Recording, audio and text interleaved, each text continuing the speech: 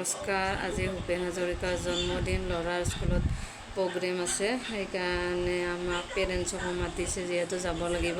সেইকাৰণে ল'ৰাক খুৱাই মেলি ৰাতিপুৱা ইয়াক ওলাব ৰেডি কৰিছোঁ, আৰু ময়ো এইফালে ওলাবলৈ ৰেডি হ'ম।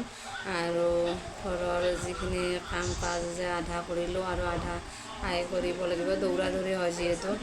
আৰু আজি একদমেই মই অকণমানো জিৰাব সময় পোৱা নাই। এইয়া স্কুলৰ পৰা আহিলোঁ, আহি মেলি খুৱাই মেলি ঘৰত ভাত পানী বনাই চব কাম কাজ কৰি মেলি ল'ৰাক আৰু কম্ফুলৈ এয়া যাবলৈ ৰেডি কৰিব লাগিব, যিহেতু ময়ে নিব লাগিব। ল'ৰাক এয়া খুৱাই মেলি ৰেডি কৰিব লাগিব, ৰেডি কৰিবলৈ লৈছোঁ। তাৰপিছত আহি আৰু অলপো ঘৰত জিৰাব পৰা নাই।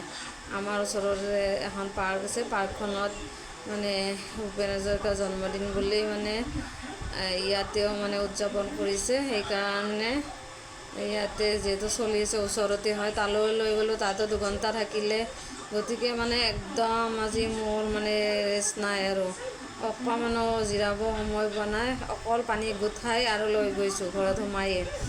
তাৰপিছত কি মোৰ মূৰ চুৰ বিষাই গৈছে আৰু ইয়াক ৰখি ৰখি আমনি লাগি গৈছে। এই ৰখি মেলি তাৰপিছত দেউতাকক ফোন কৰিলোঁ, আহি পোৱা নাই।